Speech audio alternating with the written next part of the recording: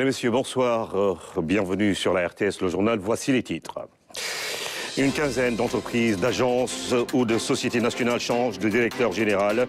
Bakary Sega Bathily remplace Abdoulaye Baldé à l'Apex. Moutaga 6 cède la place à Waly Diouf Bodian. Pape Alé Niang prend le relais et succède à Racine Talla à la tête de la RTS. Retour sur les nominations issues du Conseil des ministres de ce mercredi dans cette édition. 8,3% de croissance pour le Sénégal en 2024. Les prévisions du FMI à la loupe dans la rubrique économie de ce jeudi. Quels sont les leviers qui peuvent permettre d'atteindre les résultats escomptés? Les spécialistes livrent leurs recettes. Le digital en marche à l'hôpital Abass Ndao. Une plateforme numérique permet d'accélérer les procédures de prise en charge des malades. Tous les services sont connectés. C'est la première structure sanitaire à bénéficier d'un tel dispositif.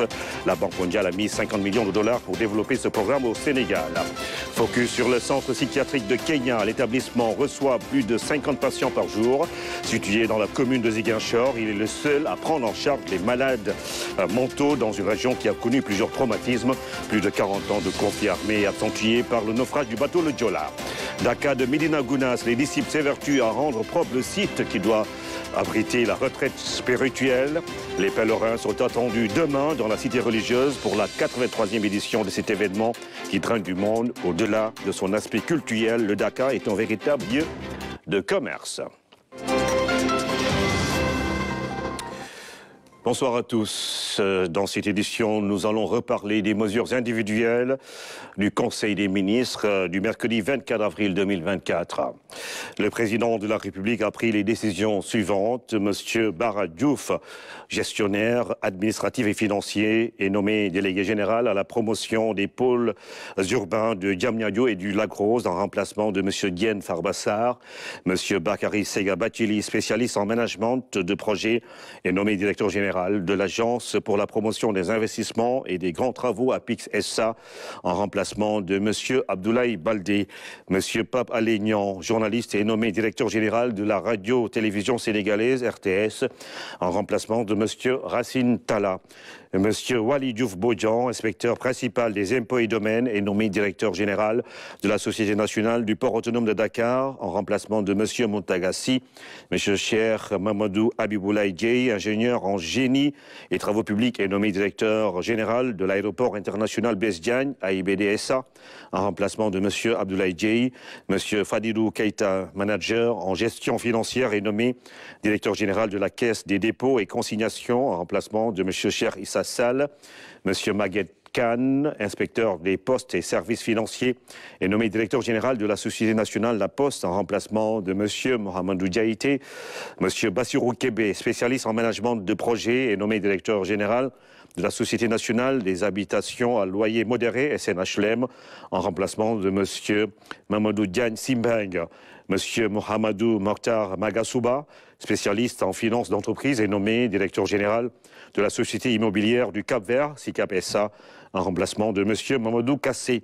M. Serigne Mamadou Mboup, spécialiste en management et en stratégie touristique et hôtelière, est nommé directeur général de la Société d'aménagement et de promotion des côtes et zones touristiques du Sénégal, SAPCO SA, en remplacement de M. Souleymane Ndiaye. Mme Marie-Rose Faye, experte en gestion et management des ressources humaines, est nommée directeur général de l'Agence de développement et d'encadrement des petites et moyennes entreprises, ADPME, en remplacement de M. Idrissa Djabira. Mme Yaye Khadijatou Djamila Diallo, spécialiste en droit des affaires, est nommée directeur général de l'Agence nationale de la petite enfance et de la case des tout-petits, en remplacement de Mme Meimouna Sissoko. M. Tidiane Sidibé, expert en gestion de projets en développement territorial, est nommé directeur général de l'Agence nationale de l'aménagement du territoire, ANAT, en remplacement de M. Mamadou Diko. M. Sekouna Diatta, maître de conférence en écologie, est nommé directeur général de l'Agence sénégalaise de reforestation et de la Grande Muraille Verte, en remplacement de M. Omar Abdoulaye Ba. Dr Cheikh Dia, expert en environnement, est nommé directeur général de l'Office national de l'assainissement du Sénégal, ONAS, en remplacement de M. Mamadou Mamour Diallo. M. Magatte Diakhaté, inspecteur des impôts et domaines, est nommé directeur de la législation et de la coopération internationale en remplacement de M. Mohamedou Lamine Sy. M. Abdouning, inspecteur des impôts et domaines, est nommé directeur des domaines en remplacement de M. Mamadou Gueye. Et puis, ce communiqué de la présidence de la République, le président de la République qui, par décret en date du 24 avril 2024, a pris les décisions suivantes. À compter du 24 avril 2024, le général de brigade Martin Faye est promu au grade de général de division. Le général de division Martin Faye, précédemment au commandant en second de la gendarmerie nationale et sous-directeur de la justice militaire, est nommé au commandant de la gendarmerie nationale et directeur de la justice militaire, en remplacement du général de corps d'armée Moussa Fall, appelé à d'autres fonctions. Le général de brigade Papa Diouf, précédemment commandant de la gendarmerie mobile, est nommé au commandant second de la gendarmerie nationale et sous-directeur de la justice militaire, en remplacement du général de division Martin Faye, appelé à d'autres fonctions.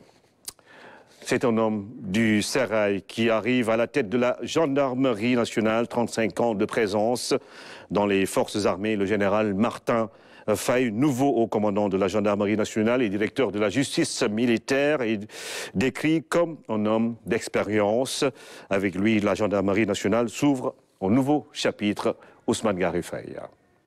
Promis coup-sur-coup général de division, puis haut commandant de la gendarmerie nationale, le ci-devant haut comgène en second et sous-directeur de la justice militaire hérite des commandes de la maréchaussée depuis ce décret en date du 24 avril 2024.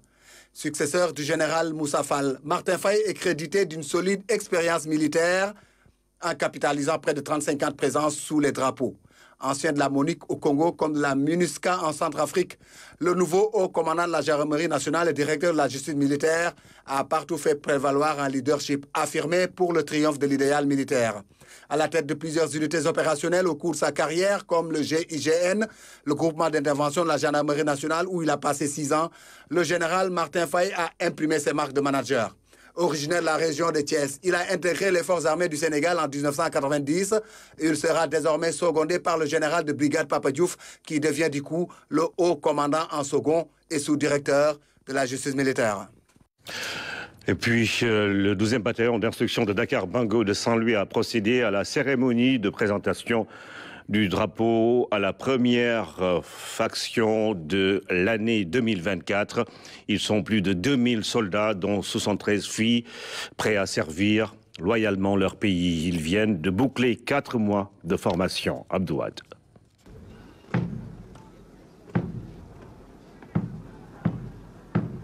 Devant le commandement de la zone militaire numéro 2, ils ont fait le serment de servir et de défendre loyalement la patrie jusqu'au sacrifice suprême. Après 4 mois passés au centre d'instruction de Dakar-Bango, où ils ont suivi une formation militaire rigoureuse, ces recrues ont eu droit au traditionnel tour d'honneur de leur drapeau national au niveau de l'esplanade du 12e bataillon. Un moment solennel qui consacre la fin d'une époque, le début d'une carrière militaire. Soldats de la première fraction du contingent 2024, voici le drapeau du 12e bataillon d'instruction. Vous devez l'honorer, le servir et le glorifier, car il retrace l'histoire de tout un corps, de toute une armée et au-delà de toute une nation. Le drapeau national porte haut et fort les valeurs de notre nation, son histoire et sa culture. La symbolique de sa description est fondamentale afin de vous imprégner de son sens et vous approprier les valeurs qu'il incarne. Cette cérémonie traditionnelle est une étape importante dans la vie de ces jeunes militaires de la première faction, composée de 2014 éléments, dont 73 filles. Donc les jeunes arrivent ici, ils font 4 mois de formation, donc des privations, des activités de drill, d'entraînement et de l'instruction militaire. Et à l'issue de cette formation, donc, nous leur présentons le drapeau. C'est un moment de consécration donc, pour couronner les enseignements reçus au niveau du centre d'instruction. Et c'est à partir de là qu'ils sont considérés comme des militaires. Devenir des militaires accomplis, telle est l'ambition de ces jeunes recrues, armés de persévérance, avec le courage, en bandoulière. Contente et fière d'accomplir un devoir citoyen, servir notre pays, et c'est servir une nation. Donc je suis contente aussi de voir ma famille, je suis contente de nos cadres, je suis contente de l'instruction qui a été faite de nous. J'appelle et j'exhorte et j'encourage toutes les jeunes filles sénégalaises de s'intégrer dans l'armée sénégalaise. Puisque ici, donc, nous sommes des femmes, mais nous avons le courage de convaincre, nous avons le courage de défier n'importe quelle situation.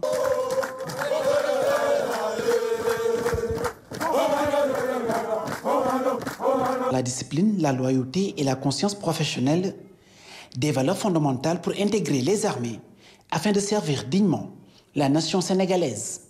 Je pense qu'avant tout, la discipline, c'est la force principale donc, dans les armées. Et sans discipline, rien ne se fait. C'est pourquoi il est important qu'ils aient cet esprit. Et en matière de loyauté, la loyauté, c'est surtout envers notre population, notre peuple, qui est notre raison d'être. La loyauté envers nos institutions et envers notre corps de service, et qui fait que nous allons respecter nos obligations.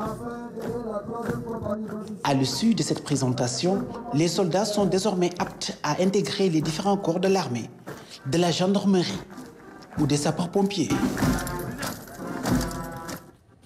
Le programme de formation école-entreprise PF2E et ses partenaires ont tenu un forum de capitalisation sur les formations qu'ils proposent dans la région de Thiès. Chefs d'entreprise, représentants des établissements et les apprenants étaient tous présents. Fatimata Banelba. Le programme de la formation école-entreprise se distingue par son approche pédagogique innovante. Expérimenté dans 10 régions du Sénégal, dont celle de Thiès, les résultats obtenus jusque-là sont jugés satisfaisants.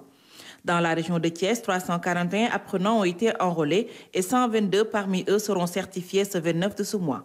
Ce dispositif de formation s'articule autour de 4 objectifs majeurs que sont la qualification professionnelle, l'employabilité et l'insertion des jeunes et l'implication des entreprises. C'est un programme, une formation qui se fait en 2 lieux. Parce que la formation traditionnelle, c'était uniquement dans les centres ressources. Mais avec la formation duale, on est dans les centres ressources et aussi dans les entreprises. Les 80% des heures, c'est dans les entreprises, 20% dans les centres ressources.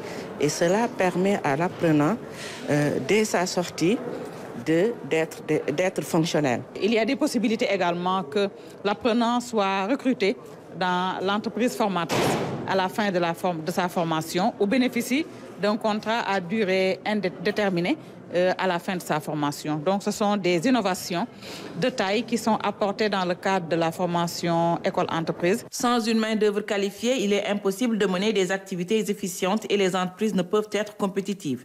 Et pour changer de paradigme, afin de permettre aux jeunes de pouvoir s'imprégner de la vie en entreprise assez tôt, la coopération allemande accompagne l'approche formation duale école-entreprise. Le projet a mis en place 4 axes spécifiques. Dans un premier temps, le renforcement des capacités étatiques de pilotage. Dans le second axe du projet, il a été question de développer le partenariat entre l'État et le secteur privé. Si on parle de formation école-entreprise, bien sûr, il est important de parler du secteur privé. Il a été question, dans un troisième temps, de déployer la formation école-entreprise dans les secteurs porteurs, dans les régions cibles. Donc les régions cibles qui ont été citées tout à l'heure, Dakar, Diourbel, Kaolack, Saint-Louis et Ziguinchor.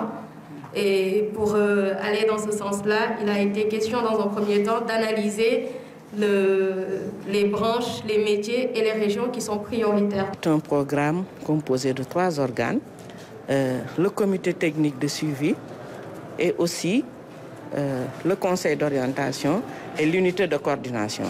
Maintenant, c'est ce comité technique de suivi qui est l'un de ces organes, en collaboration avec nos partenaires, qui a initié ce forum-là de capitalisation pour nous permettre de savoir, depuis le démarrage, qu'est-ce qu'on a fait. Ce forum vise à partager des expériences et des bonnes pratiques en matière de formation école-entreprise, à l'identification des défis et des opportunités en vue de formuler des recommandations pour améliorer la mise en œuvre de l'approche duale dans la région de Thiès. Et parmi ces recommandations figure l'élargissement du programme dans d'autres secteurs, comme l'artisanat qui concerne des centaines de jeunes. La journée internationale des jeunes filles dans le secteur des TIC a été célébrée ce 25 avril. Une initiative de l'Union internationale des télécommunications pour promouvoir les compétences technologiques chez cette frange de la population. Malgré les avancées, les défis restent encore énormes. Oumou Kalsoum Sall.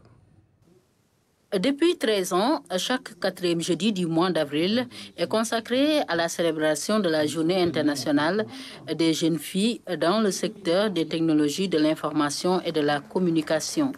Un moment de fort plaidoyer. C'est un peu une des conséquences de la mise en œuvre de la résolution 70 de la conférence des plénipotentiaires de l'UIT qui prône en quelque sorte l'égalité homme-femme dans le secteur des TIC et l'autonomisation des femmes grâce aux TIC.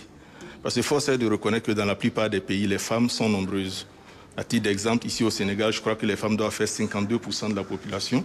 Et malheureusement, les femmes sont très peu représentées dans le secteur des TIC. Donc en faisant cette promotion, l'institutionnalisation de cette journée, ça permet de faire un peu la promotion des femmes et des jeunes filles, notamment dans le secteur des TIC. On a tous constaté que lorsque nous avons des jeunes filles ou bien des jeunes femmes dans une organisation, ça apporte certainement des facilités dans la gestion. Et le thème leadership nous interpelle tous. Ça nous amène à les encadrer, à les accompagner et surtout à les doter des moyens les plus indispensables pour qu'elles puissent contribuer à la gouvernance de nos sociétés. Une célébration qui a eu comme cadre l'École supérieure multinationale des télécommunications, ESMT, un institut à vocation panafricaine qui contribue à la promotion des filières de pointe. Aujourd'hui déjà, nous avons essayé de mettre en place un dispositif pour prioriser, je dirais, entre guillemets, les femmes dans plusieurs programmes. Nous avons mis en place des programmes de pointe parce que le choix des programmes est important. L'intelligence artificielle, les sciences des données, le management du numérique. Et les jeunes filles représentent environ 47% de l'effectif global de l'ESMT, ce qui est déjà important. Le gouvernement du Sénégal reste sensible à cette cause. Aujourd'hui, on sait un peu qu'il y a une fracture numérique du genre, bien qu'il y ait aujourd'hui des actions qui sont en train d'être menées, mais le gap reste encore assez large, assez béant, d'où l'importance que les pays s'engagent, et le Sénégal s'est engagé sur cette voie depuis déjà plusieurs années, à accompagner les jeunes filles, les jeunes femmes dans ces domaines de formation qui sont les domaines du futur, les métiers du futur.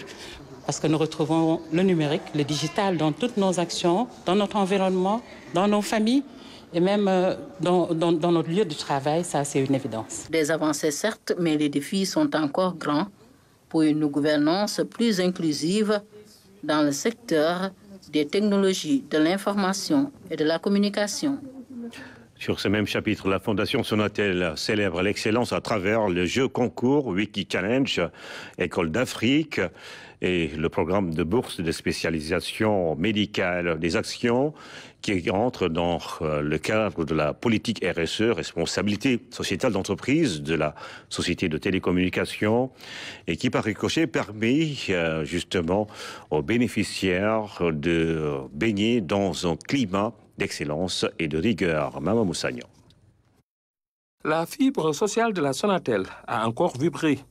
La société de télécommunications, à travers sa fondation, a équipé de nombreux établissements de l'élémentaire en matériel pédagogique.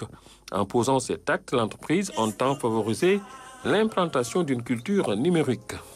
Après le programme École numérique, qui permet de doter les écoles élémentaires d'outils technologiques et de contenus éducatifs, des tablettes et d'autres contenus.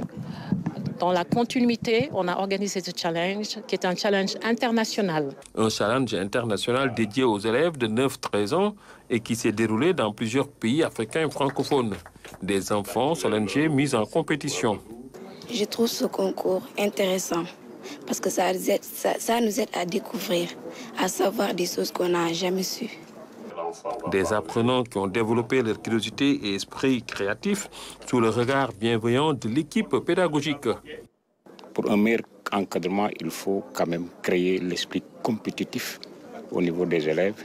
Et le Wiki Challenge nous permet d'organiser et inculquer cet esprit compétitif entre les élèves. Sonatel n'est pas seulement qu'un opérateur de télécommunications, la société nationale s'engage aussi dans le domaine de la santé publique en soutenant des étudiants parfois confrontés au financement de leur formation.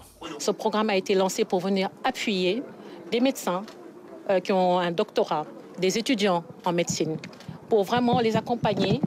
Et nous leur allouons une bourse mensuelle pour prendre en charge les frais de scolarité et vraiment qu'ils puissent, comme on l'a dit tout à l'heure, être sereins et concentrés pour vraiment appuyer les populations qui en ont bien besoin. Je ne savais même pas que la Fondation Sonatel elle donnait des bourses de spécialisation. Donc j'ai juste découvert ça par hasard. Je me suis dit que je vais tenter ma chance. J'ai tenté ma chance, j'ai eu la bourse. Des actions qui montrent que la politique RSE de Sonatel est une effectivité. Depuis 22 ans, la RSE, la responsabilité sociétale d'entreprise, est inscrite au rang des priorités. La Fondation Sonatel au chevet de l'éducation et la santé, objectif chercher à avoir un impact positif sur la société tout en étant économiquement viable. Nous allons à présent faire connaissance avec le logiciel de digitalisation des dossiers des patients qui a été mis en place à l'hôpital Abass Ndao pour accélérer les procédures de prise en charge des malades. Après des mois d'utilisation, l'hôpital, qui est la première structure sanitaire du Sénégal à bénéficier de cette plateforme, a vu tous ses services adopter ce système. La Banque mondiale a octroyé 50 millions de dollars à l'État du Sénégal pour la mise en œuvre de ce programme très intéressant, notamment au niveau des services de l'hôpital Naïkou Mandjaïa. Quelques clics et le tour est joué. Plus de longues files d'attente ni de lenteur administrative. Après 3 mois d'utilisation du logiciel de digitalisation des dossiers de patients à l'hôpital Abass Ndao, un net changement a été noté dans la prise en charge des malades. Le plus souvent, il se posait des problèmes de conservation aussi de ces dossiers, parce que ces dossiers ne sont pas à l'abri de la poussière ou bien même d'une inondation. Du coup, parfois, on perdait des données. Mais avec cette dématérialisation, ce dossier patient unique, c'est une digitalisation. Tout se fait sur le plan informatique. Le patient, il a une identification unique, un code qui va lui servir partout au Sénégal. De sorte que maintenant, chaque patient aura accès à son dossier. Parce que le dossier patient appartient également au patient. Ce sont des données personnelles. L'équipe digitale qui a conçu le logiciel n'a rien laissé au hasard. Un processus de plusieurs étapes a été mis en place. Ce logiciel permet de digitaliser le parcours du patient, c'est-à-dire de pouvoir noter toutes les étapes par lesquelles il passe quand il va se soigner.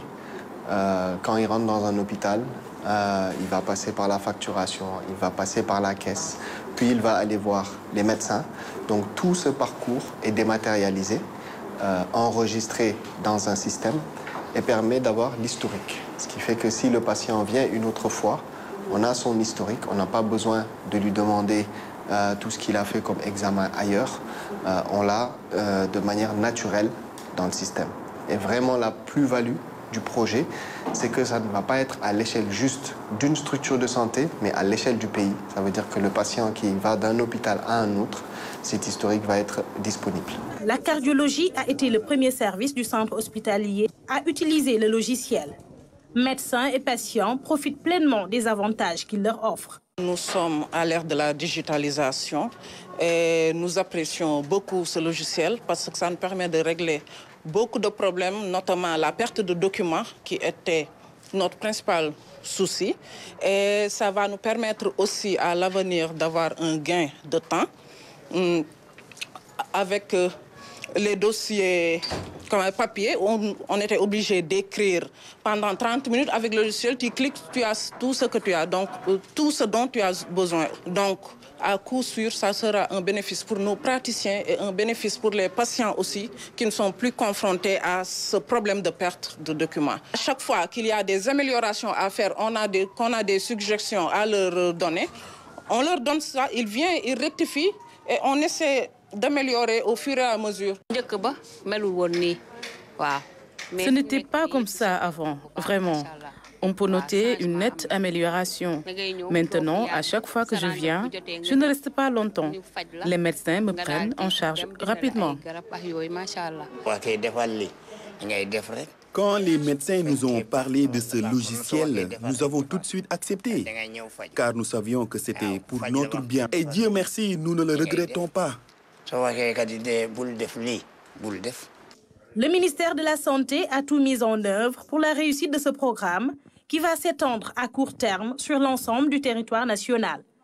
Le gouvernement a accepté d'inscrire dans le budget national le programme de transformation digitale de la santé. C'est très important parce que ce programme aussi a quand même fait l'objet d'une maturation, c'est-à-dire d'une étude de faisabilité par le ministère du Plan, qui a conclu que notre programme, nous, ministère de la Santé, était un excellent programme et que c'était un programme qui devait être financé. Alors, pour donner l'exemple, le ministère des Finances a dit on va faire un prêt pour le programme, mais je vais quand même mettre un montant pour montrer aux partenaires que c'est un domaine qui m'intéresse. Donc, c'est ce montant d'investissement-là qui a été mis dans notre budget, qui a été utilisé pour acquérir ce système. Le secteur de la santé montre ainsi l'exemple. Conformément aux vœux du chef de l'État, son Excellence Bassirou Diomaye Faye, qui ambitionne de digitaliser toute l'administration sénégalaise.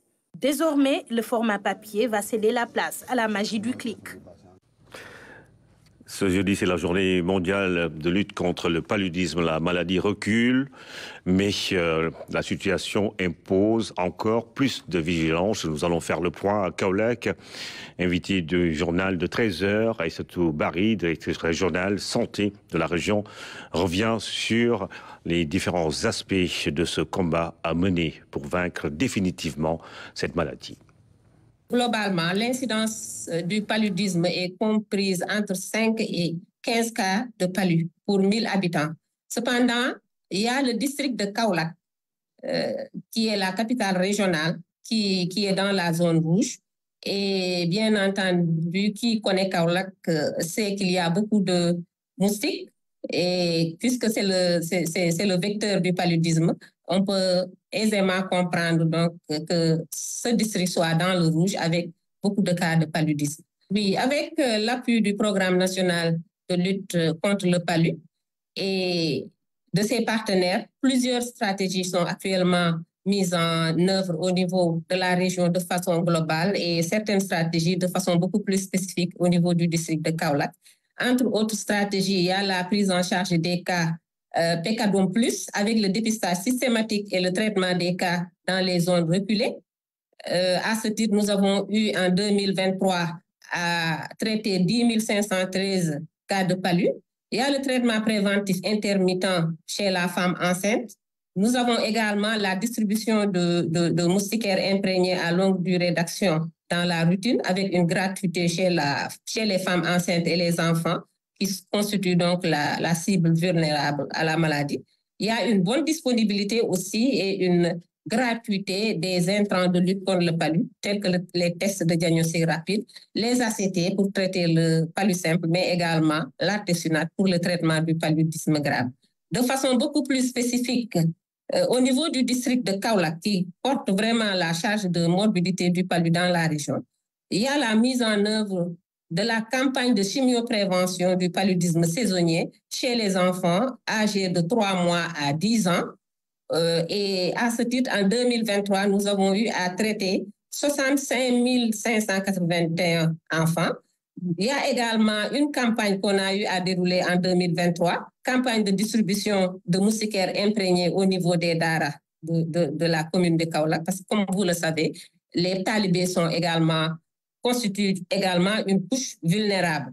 Il y a les activités de lutte antivectorielle avec la brigade régionale d'hygiène qui a eu, avec l'appui de la collectivité territoriale, à procéder à la délarvation des caniveaux de la commune de Kaolack, mais également au saupoudrage de la ville. Son nom fait penser à un pays africain, mais à Ziguinchor, il indique plutôt le chemin d'un centre psychiatrique. Kenya, c'est un village pas loin de la commune où sont prises en charge les maladies mentales. Aujourd'hui, comme dans le passé, il accueille des patients qui viennent de toute la région avec des traumatismes le plus souvent liés au conflit casamançais ou au naufrage du bateau le Joola. Mariama Bangoura nous fait découvrir cet espace. Créé dans les années 70, le village psychiatrique de Kenya doit son nouveau nom à sa rénovation en 2006. Depuis lors, le village est devenu centre psychiatrique Émile Badiane. Après l'avènement du bateau le Joola, l'autorité sanitaire s'est rendue compte que, avec les nombreuses personnes qui étaient traumatisées par l'événement du bateau le Joola, il fallait envoyer des psychiatres chaque mois sur Ziguinchor pour prendre en charge les victimes. Et l'autorité avait décidé, à partir de cette période, de reconstruire donc, le village psychiatrique. La reconstruction a démarré en 2006 et en fin 2008, donc, ils ont affecté un psychiatre. Et cette fois-ci, de façon officieuse, le village psychiatrique n'est plus un village psychiatrique, est devenu un centre psychiatrique. Le centre reçoit beaucoup de malades par jour et ils viennent de partout. Le docteur Adama Koundoul, chef du dit centre, est psychiatre. C'est avec passion et abnégation qu'il fait ce travail difficile. Ce n'est pas difficile pour celui qui travaille dans la santé mentale, pour celui qui travaille donc dans la psychiatrie. Nous avons cette habitude donc d'appréhender donc les malades, de se rapprocher d'eux en les accueillant, en les mettant à l'aise, mais aussi en les rassurant. Rassurer donc le malade qui est en train de souffrir. Nous avons tendance très souvent à ignorer la souffrance donc, de celui qui est dans la maladie mentale. Étant le seul psychiatre de la zone sud, sa tâche peut parfois être très rude. Pendant longtemps, j'ai été le seul psychiatre dans la région naturelle de la Casamance, à savoir donc les 3 régions administratives. Il n'y a que récemment, je pense que c'est en 2021, que le ministère a affecté un psychiatre au niveau de l'hôpital régional de Sédhiou, qui tente de mettre en place un service de psychiatrie qui n'est pas encore effectif. Le docteur Koundoul peut toutefois compter sur le soutien d'un personnel dévoué. Je suis appuyé par 2 internes. C'est des internes en psychiatrie, des étudiants qui sont en formation pour devenir donc des psychiatres. Au-delà de ces 2 internes, nous avons le personnel paramédical, les infirmiers, les assistants infirmiers qui sont donc là, qui aussi donc font un travail remarquable. Ouley Diaby est l'une des infirmières du centre. Son quotidien avec les malades n'est pas de tout repos. Dans son travail, les risques ne manquent pas. On rencontre beaucoup de risques ici, parce que des fois, les malades nous frappent. Des fois, on nous insulte, on nous frappe, mais on fait avec, oui. C'est les risques du métier. Oui. Vous aurez besoin de quoi en tant que... On a besoin de plus de personnel, parce que le personnel manque. Oui. Et vous, en tant qu'infirmière? Oui, nous, en tant qu'infirmiers, je voudrais qu'on nous intègre à la fonction publique et qu'on ait aussi des primes de risque, parce qu'ici, on a encore beaucoup de risques. Il y a pas mal de risques qu'on a encore ici. On voudrait bien qu'on nous aide à mieux faire notre travail. Même si beaucoup d'efforts sont consentis par l'État, le centre a besoin de faire peau neuve. Aujourd'hui, en plus de la rénovation, l'augmentation du nombre de bâtiments est une urgence. Nous avons besoin d'avoir beaucoup plus de place. Et c'est pas ce... Nous avons besoin de ça, mais en plus de ça, nous avons besoin de beaucoup de choses. Aujourd'hui, l'État ne prend en charge que 4 personnes, parmi donc les 30 personnes qui travaillent dans ce centre. Et en plus de ça, il y a des spécialités, donc des catégories professionnelles dont on aurait besoin pour améliorer donc, la prise en charge et qu'on n'a pas dans ce centre. Il n'y a pas de psychologue dans ce centre. Nous avons juste un seul infirmier. Le logistique, le roulant, on en manque criarement. Malgré ces difficultés, le centre fait de bons résultats en termes de soins. La prise en charge est difficile, vu donc le nombre de malades que nous recevons et que nous prenons en charge. Aujourd'hui, la population a fait la promotion de ce centre de bouche à oreille, donc les gens parlent de la bonne prise en charge qu'ils bénéficient au niveau donc, de ce centre. Cette dame que nous appelons Fatou accompagne son frère interné depuis 2 semaines. Elle est rassurée par ce qu'elle a vu. Et il a eu un bon accompagnement parce que dès qu'il est arrivé, ils l'ont pris en charge et ils lui ont donné le traitement qu'il faut. Je crois que 3 jours, 4 jours après, on a vu une nette amélioration, qu'il était plus calme par rapport à son état initial. Il ne faut pas penser que quand quelqu'un est malade, c'est-à-dire que le mental est affecté, que c'est souvent mystique. Mais il y a des maladies vraiment qui sont là, qui existent, qui affectent le mental. Donc les psychiatres sont là pour apporter l'aide qu'il faut aux malades. Le centre psychiatrique Émile Badiane de Ziguinchor est l'un des plus réputés du pays. Ici, le docteur Koundoul et son équipe font tout pour redonner le sourire aux familles des malades qui y séjournent, ce en dépit des conditions de travail peu favorables. Économie à présent. Le taux de croissance du Sénégal projeté à 8,3% pour l'année 2024. Selon le rapport du Fonds monétaire international, les perspectives en baisse en raison du retard noté dans l'exploitation du pétrole et du gaz. Une situation qui pourrait avoir un impact sur le budget du Sénégal et un ajustement structurel devrait pouvoir être envisagé pour retrouver le dynamisme de l'économie sénégalaise qui avait connu de belles performances avant la Covid et la guerre en Ukraine. Voyons tout cela dans la rubrique économie avec Aminata Mbenfal. Après la Covid-19 qui a porté un coup dur à l'économie mondiale, une reprise modérée est notée. Aujourd'hui, on parle de stabilité avec une situation plus favorable en Afrique subsaharienne. Le taux de croissance va passer de 3,4% en 2023 à 3,8% en 2024. Et pour le Sénégal, les perspectives restent bonnes. On nous parle d'un taux de croissance qui pourrait atteindre 8,3% après 4,2% en 2023. Mais cette prévision intègre la production pétrolière. D'après les dernières informations, on devrait connaître un petit retard dans le démarrage de la production. Donc, avec le pétrole, seulement avec le pétrole, on ne devrait pas atteindre cet objectif. L'exploitation tardive du pétrole et du gaz va certainement impacter la croissance nationale et les prévisions budgétaires. Le budget 2024 a été bâti par rapport aussi à ces recettes-là. Que ce retard-là devrait obliger le gouvernement à revoir le budget. Et ce budget revu risque quand même de plonger de 7 000 peut-être à 5 000. Et par conséquent, les investissements publics prévus et les entrées fiscales qui ne seront pas à rendez-vous risquent quand même de de créer des problèmes au niveau, en tout cas, du tableau financier du Trésor public. Un ajustement structurel devrait être alors envisagé pour le Sénégal, qui compte sur les recettes issues de ses ressources pétrolières et gazières pour dynamiser son économie.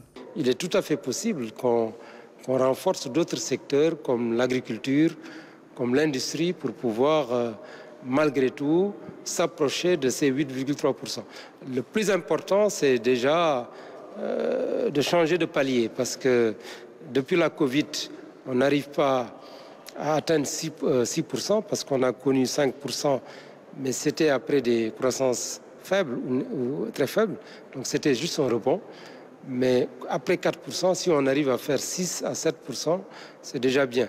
Le rapport du Fonds monétaire international dégage des perspectives de croissance solides pour le Sénégal avec un taux de croissance qui dépasse les 10% en 2025.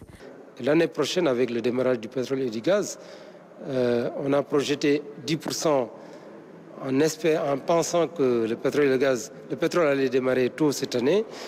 Comme c'est décalé, ça va nous permettre en 2025 2025 d'avoir un taux plus élevé que 10%. Donc on peut même atteindre 11% à 12%, voire même 13%. Parce que chaque fois que vous avez une croissance plus faible que attendue, ça vous donne des perspectives plus reluisantes. Parce que vous allez avoir une production qui devait être faite cette année qui va être déplacée sur 2025.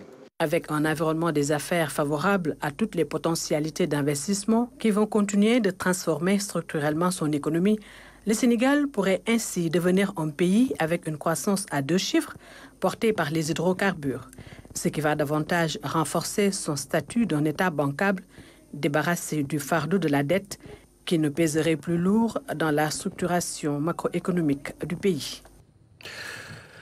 Et pour la prochaine rubrique économie, Aminata Mbengue-Fall nous promet de revenir sur la structuration de la dette. Jeudi prochain, rendez-vous est pris. Direction Médina Gounass pour parler du Dakar, à quelques jours du démarrage officiel de la 83e édition. Les talibés et les bonnes volontés sont à pied d'œuvre pour justement aménager le site du Dakar. Les disciples s'évertuent à le rendre propre et construisent des habitations pour accueillir les pèlerins qui sont attendus dès demain. Tidiane Cissé. C'est une journée de mobilisation générale aujourd'hui au Dakar de Médina Gounass. Volontaires et talibés, tous sont appelés à conjuguer leurs efforts pour préparer le site devant accueillir les pèlerins qui viendront du monde entier. Aujourd'hui, c'est le Dakar qui a besoin de nous, c'est pourquoi nous avons tenu à répondre présent. Il y en a qui nettoient, il y en a qui sont sur les tentes et d'autres sur les baraques. Comme d'habitude, l'activité que tu vois les gens en train de préparer, c'est les autres qui n'ont pas là, qui envoient les sommes pour leur famille, faites leur boulot et faites leur travail, amener l'eau et l'électricité. Et préparation Dakar, c'est comme d'habitude, c'est comme ça. On va bien préparer. Si certains s'activent dans le nettoiement, d'autres construisent des baraques et autres huttes pour se protéger du soleil. Car le Dakar cette année coïncide avec une période de forte canicule dans la région de Kolda. Ici, c'est le Dakar de El Hadj Baïle Sow de Bop. En tant que talibé, c'est moi qui l'a envoyé ici pour lui construire un toit. Là, j'ai presque terminé. Il ne reste plus qu'à mettre les crintins au-dessus pour avoir de l'ombre. Il y a certaines choses, c'est l'État, comme l'électricité, comme l'eau, comme santé, comme sécurité. Là, on demande l'appui de l'État. Ça, c'est une sorte de crintin qui sert à construire des huttes. Je vends ça à 3000 francs CFA. Ce n'est pas cher car nous marchons des kilomètres pour aller chercher de la paille et nous achetons également du fil de fer. On ne peut pas donc les vendre moins cher. Avant la fin des 10 jours de Dakar, ce jeune homme affirme qu'il peut avoir jusqu'à 200 000 francs CFA. Le Dakar, un événement qui constitue donc une opportunité de travail pour beaucoup de jeunes. Presque Dakar, c'est une source économique.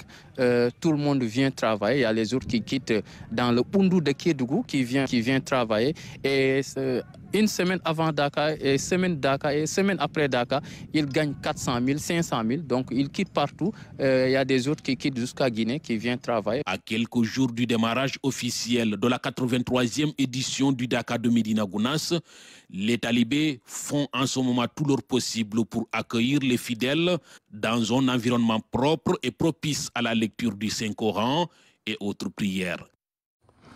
Le Dakar de Médina Gounass, c'est également tous ces commerçants qui se déplacent sur le site, notamment ceux-là qui viennent de Tambacounda. Nous en parlerons dans nos prochaines éditions. Les jeudis littéraires, c'est le nouveau concept créé par le Centre culturel Blaise Senghor, lancé ce 25 avril. Ce projet vise à promouvoir le livre et la lecture. C'est le moment d'établir un espace de partage entre les auteurs et les lecteurs. La Journée mondiale du livre et du droit d'auteur a été un grand rendez-vous pour les férus de littérature. Fatou Diouf. De prestigieux écrivains présentent leurs romans dans une salle comble Un moment de rêve pour les amoureux de littérature. L'auteur, Brigitte Niami, partage avec le public la quintessence de son ouvrage, Ella. Ella est née d'un papa et d'une maman très attachés à leur progéniture, mais qui tous deux, le papa et la maman, ont connu l'échec d'un premier mariage. Ils ont connu l'échec d'un premier mariage et malheureusement, cet échec-là a été suivi de l'abandon de leurs premiers enfants. Tous deux ont eu, le papa, 2 garçons, la maman, 2 filles. Malheureusement, par l'action des personnes malveillantes, les enfants les ont quittés. Les jeudis littéraires offrent une opportunité aux écrivains d'interagir avec le grand public. Les élèves apprécient et s'essaient même à la lecture avec un style décontracté. Il faut que le dire et le faire n'obéissent plus à ces nouvelles lois selon laquelle, peu importe qu'un but ait été atteint par des moyens illégaux ou prohibés par la morale ou l'éthique, la fin étant finalement le seul justificatif de la parole ou du comportement. Je m'étonne et je m'interroge que le peuple soit sacrifié, grugé, mystifié, exploité et vendu depuis 1000 ans au nom de la politique. Le centre culturel Blaise Senghor, en initiant ce concept, veut susciter le goût à la lecture et d'inciter les populations à plus fréquenter les bibliothèques. Ils me disent, Tata, nous, on n'a jamais rencontré un auteur.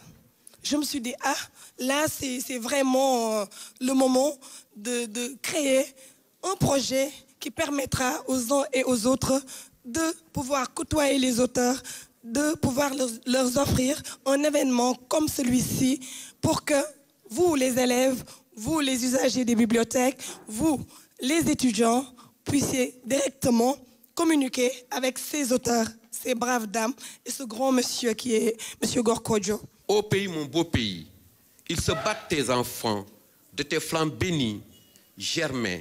Ils se battent, ne battent plus leur cœur pour la paix de ton cœur tant affecté, tant dépité. Pourquoi tes enfants se battent autant? Pour marquer la journée mondiale du livre et du droit d'auteur, les autorités engagent la réflexion sur les changements de paradigme. Une approche inclusive s'impose pour rendre accessible le livre à tous. Il nous est arrivé d'organiser cette cérémonie symbolique dans une prison, comme pour dire que nos concitoyens qui sont privés de liberté et momentanément ont bien le droit au rêve et à l'imaginaire à travers la découverte des productions éditoriales de la littérature de notre pays. Il nous est arrivé d'aller dans des hôpitaux et il y a 2 jours, dans un centre spécialisé dans la prise en charge des déficiences intellectuelles. Alors, c'est cela aussi, je crois, les attentes de l'État, hein, c'est de faire en sorte que tous les citoyens se reconnaissent à travers une offre. Comme je le dis souvent, il n'y a pas de citoyen de seconde zone. Un jeudi par mois, autour d'un café, la littérature est à l'honneur au centre culturel Blaise Senghor. Sport pour terminer, Coupe du Monde féminine de basket 2026. Le Rwanda et le Mexique accueilleront les tournois de pré-qualification. Les Lions du Sénégal sont dans la poule C avec le Brésil, la Hongrie et les Philippines. Les matchs joueront du 19 au 25 août prochain. La Coupe du Monde aura lieu en Allemagne, justement en 2026. C'est la fin de cette édition, mesdames et messieurs. Merci encore une fois de nous avoir suivis sur la première chaîne de télévision sénégalaise.